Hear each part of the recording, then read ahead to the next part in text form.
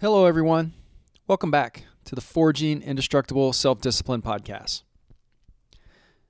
There is a saying that comes from shooting and marksmanship that I think has an incredibly useful application far beyond the range. The saying is simple: aim small, miss small. The idea is that when you are trying to hit a target, the more precisely you define what you're aiming at, the more likely you are to get close to it. If you aim at something large and vague, even a significant miss might still feel like success. But when you identify a very specific target, you know exactly where you're trying to go and exactly how far you came up short. I think that is a powerful way to think about goals and self-discipline. We often talk about setting goals as though the most important thing is simply deciding what we want. But I think there is another step that is just as important. We need to refine the goal until we get as close as possible to the thing we actually desire.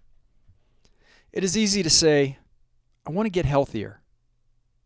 Okay, what does that mean? Do you want to lose weight, build strength, improve your cardiovascular fitness, sleep better, have more energy, lower your blood pressure, eat better, run a certain distance? Those are all different goals. I want to get healthier as a broad aspiration. It might be a good place to start, but it's not a particularly good target. Now imagine saying, I want to lose 20 pounds over the next 6 months while maintaining my strength. That is much more specific. Now you have something you can plan around. You can determine how much weight you need to lose each month. You can establish an exercise routine. You can monitor your nutrition. You can track your weight and strength.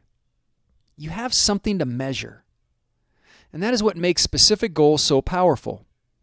A vague goal forces you to make decisions over and over again. A specific goal helps make many of those decisions for you. Think about someone who says, I want to save more money. That is a worthy objective. But again, what does it mean? How much money? By when? For what purpose? Now change that to, I want to have an additional $10,000 in my emergency fund 12 months from now. Suddenly the goal becomes much easier to understand. You need to save roughly $800 a month. Maybe that number isn't realistic given your circumstances, and that's okay. But now you have something concrete to evaluate. Maybe you need to extend the time frame. Maybe you need to reduce the target. Maybe you need to find additional income. The point is that specificity creates feedback.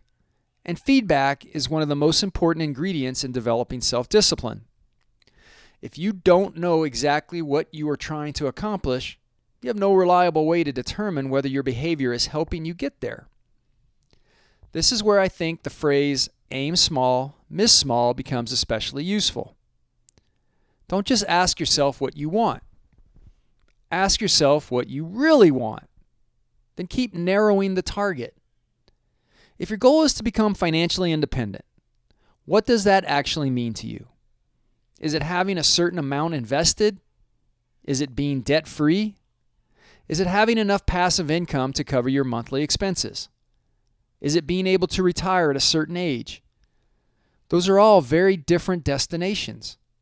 And once you identify the real destination, you can start building the right plan. The same thing applies to our careers. Maybe you say, I want to advance in my career. Fine. But again, what does advancement mean? Is it a promotion, a certain position, a specific salary, more responsibility, more flexibility, more authority? Or perhaps the ultimate desire isn't advancement at all. Maybe what you really want is more control over your time. That distinction matters.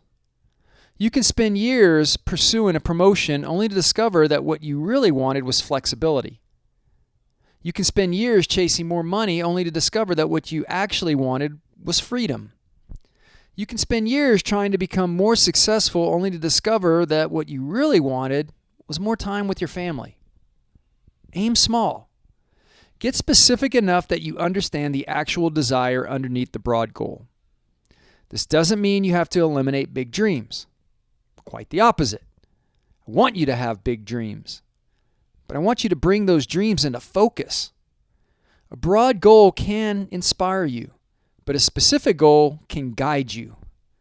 And when it comes to self-discipline, guidance matters. If I tell myself, I'm going to exercise more, there's a tremendous amount of room for interpretation. Does walking around the neighborhood count? Does 10 minutes count? Does once a week count? Maybe.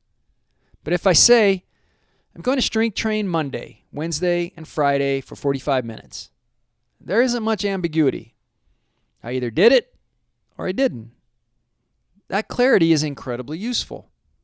It removes the opportunity to negotiate with yourself. And we are remarkably good at negotiating with ourselves. We can convince ourselves that we are making progress when we really aren't. We can redefine success after the fact. We can move the goalposts. We can tell ourselves that something was close enough.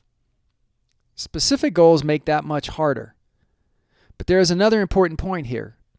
Specific doesn't necessarily mean rigid. Sometimes we discover that the target we originally chose wasn't actually the right target. That's okay. As you work toward a goal, you learn more about yourself, your circumstances, and what you actually want. You may realize the goal needs to change. That isn't weakness. That's refinement. The objective isn't to stubbornly pursue the wrong target just because you wrote it down 6 months ago. The objective is to get closer to the thing you genuinely want. So when you're setting your next goal, don't stop at the first answer. If you say, I want to get in shape, ask yourself why. If you say, I want to make more money, ask yourself why. If you say, I want to change careers, ask yourself why. If you say, I want to be more disciplined, ask yourself what that would actually look like in your daily life.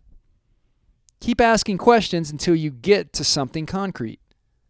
Then turn that into a target you can measure. What will you do? How often will you do it? How will you know whether it is working? When do you want to accomplish it? What evidence will tell you that you're getting closer? Those questions transform an aspiration into a plan. And once you have a plan, self-discipline becomes much easier to practice because you aren't constantly trying to figure out what to do next. You know the target. You know the next step. You can focus your attention and your effort. Aim small, miss small. Don't let the size of your ultimate ambition prevent you from narrowing your focus. You don't have to accomplish the entire dream today. You just need to know exactly what you're trying to accomplish today. Then tomorrow, do it again. The big goal gives you direction. The specific goal gives you focus. The measurable result gives you feedback. And the discipline to keep repeating the process is eventually what gets you where you want to go. So this week, take one of your broad goals and start trying to narrow it. Don't settle for, I want to get healthier, or I want to save more money, or I want to improve myself. Ask yourself what that really means. Get specific, get measurable, get close to the true desire. Aim small, then go to work. Because when you know exactly what you're aiming at, you have a much better chance of hitting the target. And even when you miss, you'll know exactly how far you missed. That's useful information.